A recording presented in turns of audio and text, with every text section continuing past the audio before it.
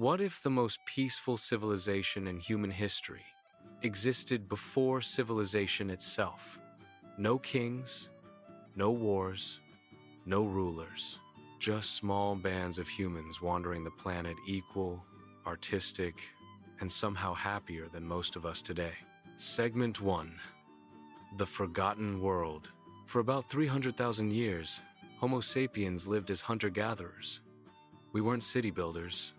We didn't have agriculture. But we did have something far more interesting: imagination. Around 50,000 years ago, after climate change reshaped Africa, our ancestors spread across the world. And wherever they went, from Europe to Indonesia, they painted, sang, carved figurines, and buried their dead with care. We don't have their stories written down, but we have their art. And that art tells us something mind-blowing. For most of human history, we were peaceful, egalitarian, and artistic. Peaceful doesn't mean perfect. There were fights, skulls with fractures prove that. But there was no organized warfare, no armies, no empires, just small communities solving problems face to face. Egalitarian means no hierarchy. No one was above anyone else, not even men over women. Leadership came from wisdom or spirituality, the shaman, not the soldier. And art? It wasn't decoration. It was devotion. Every painting and carving was a thank you to the spirit world, a reminder that life itself was sacred. It's kind of wild, right? We started out not trying to conquer the world, but to belong to it. So what changed? Before we answer that, we need to understand why they lived this way. And that means exploring their religion, one that didn't just believe in gods, but believed everything was God. Segment 2.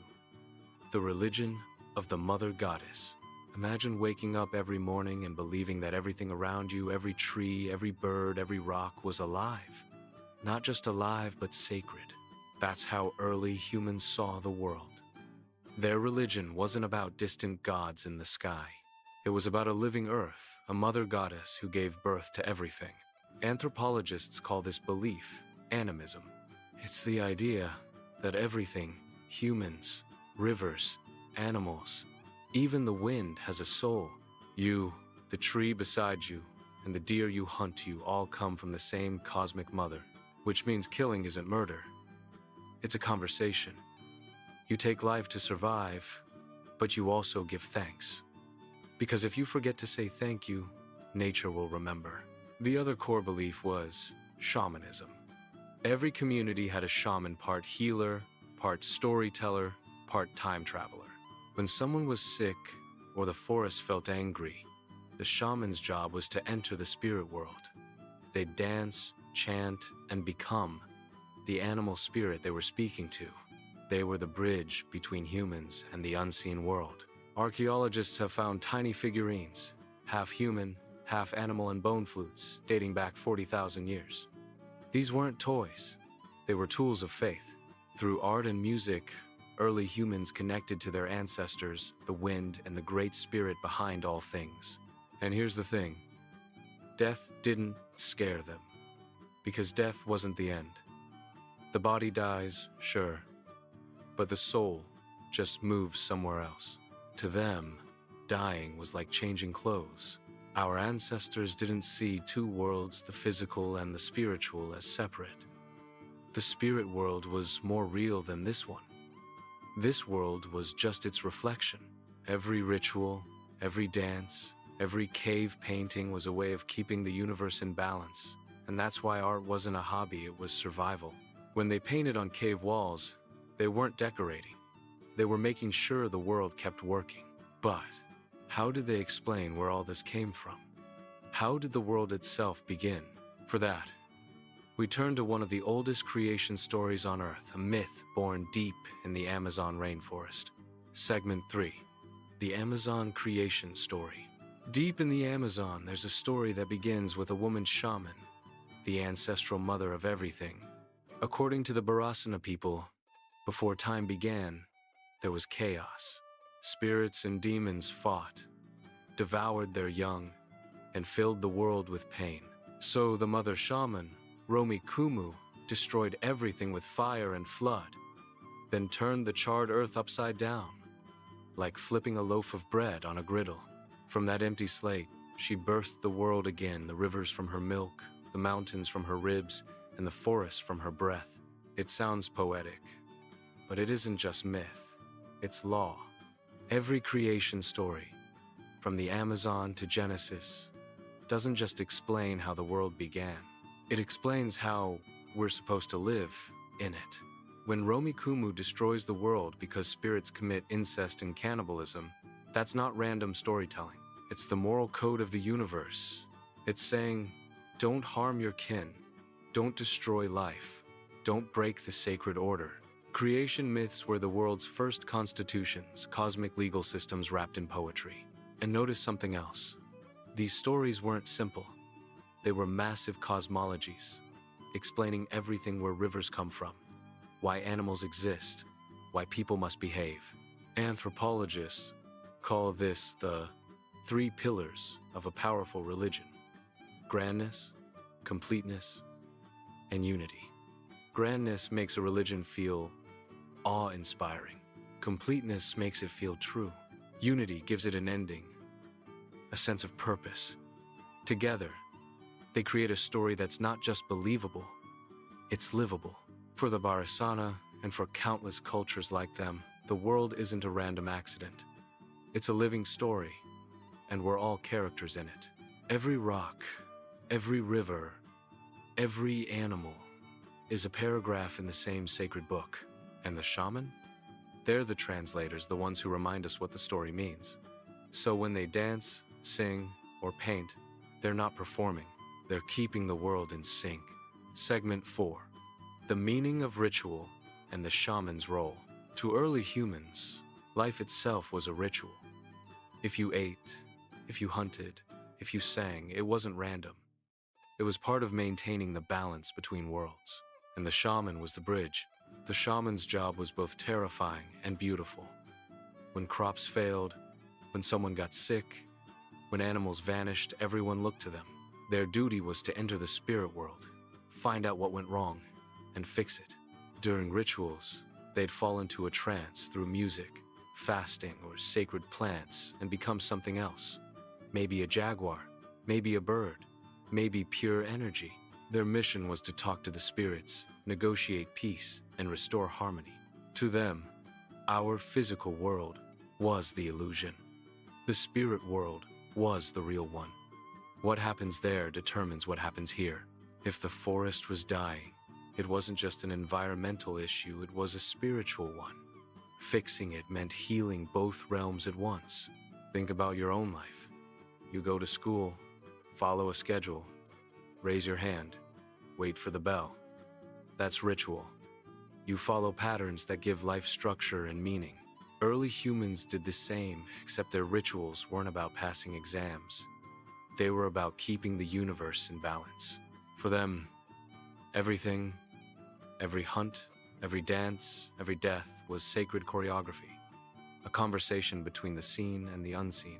And the shaman was the translator, the human bridge holding the two worlds together.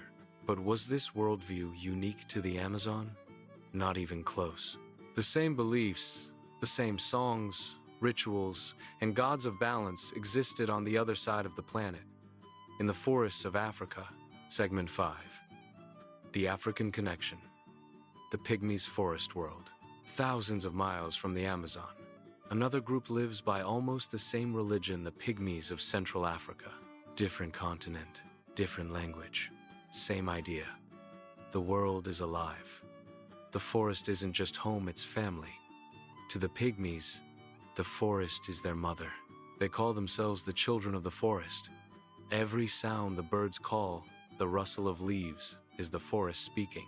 And every hunt, every meal, every night by the fire is a dialogue with her. At the center of their spiritual life is something called the molimo, a trumpet-like instrument used to wake up the forest. When things go wrong, a death, a bad hunt, sickness, the Pygmies believe it's because the forest has fallen asleep. So they sing. They sing to wake their mother. When we face tragedy, we panic or isolate. But for them, they sing. Not out of denial, out of respect, because the forest is not just scenery. It's a conscious being that needs love and attention, just like we do. Anthropologist Colin Turnbull once wrote that during night rituals, no one is allowed to sleep. If someone dares to, they might be punished, even killed. Extreme? Maybe. But here's why. Sleeping during a sacred song isn't disrespectful to the tribe. It's disrespectful to the forest. You're saying, this isn't real. None of this matters. And if belief dies, the entire connection dies with it. To them, religion is reality. The songs aren't make-believe. They're maintenance, keeping the world running. And if everyone stops believing, the forest stops listening. Their entire worldview flips ours upside down. We fear nature. They trust it. We want to control the wild. They belong to it. We build walls to keep nature out. They build songs to keep it close. They live in the world we lost, a world where everything had meaning, where the universe was a relationship, not a resource. But somewhere along the way, something changed. Humanity stopped seeing the world as alive and started seeing it as property. Segment 6. From Spirit to Matter, the Great Shift. For hundreds of thousands of years, humans saw the world as sacred. They believed the earth was alive, the animals were our siblings, and death was just a doorway. But then something changed. Somewhere between the ritual fires and the first brick walls, we lost that connection. Once, our ancestors sang to the forest. Now, we scroll through screens. Once, we believed we belonged to nature. Now, we believe we own it. The shift didn't happen overnight. It started slowly with the rise of farming, cities, and control. The moment we stopped trusting the world, we started trying to dominate it. The spiritual became material. The forest became farmland. The goddess became a god. And the shaman was replaced by kings, warriors, and priests. The universe that was once a circle balanced, eternal, was rewritten as a ladder. Some people on top, everyone else below. Men above women, humans above animals, rich above poor. The cosmic harmony that kept us equal was broken, and it all began with a new story, one that worshipped power, wealth, and war. A story told by a group called the Yamnaya, who spread across Europe and Asia, rewriting human history in their image. They replaced the mother goddess with the father god. They celebrated conquest over coexistence, and they gave birth to a new age, the one we still live in today. But here's the twist. That old world, the peaceful, artistic, spiritual one, never truly vanished. It's still inside us. Every time we create something beautiful, every time we feel awe under a sunset, every time we remember we're part of something bigger, that's the voice of our ancestors whispering, remember who you were. Maybe that's why we keep searching for meaning in a world that feels mechanical, because deep down, we remember when life itself was the ritual, when every breath was holy, when humanity didn't conquer the earth, we belonged to it. So as we step into the next chapter, ask yourself, what changed us? How did the children of the earth become the conquerors of it? And what did we lose along the way? Next time, we'll meet the Yamnaya, the people who turned peace into power, equality into hierarchy, and the world's first temples into battlefields. The age of the mother goddess ends, and the age of conquest begins. You know, sometimes I wonder if our ancestors would even recognize us. They painted caves, we paint pixels, but maybe we're all still chasing the same thing. Connection, meaning, belonging. If this story made you feel that spark, that reminder of who we used to be, like the video, share it with someone who loves history, and subscribe so you don't miss the next chapter. Next time, we're diving into the moment everything changed when peace gave way to power, and humanity rewrote its own story. The age of the Mother Goddess ends here. I'll see you in episode 4.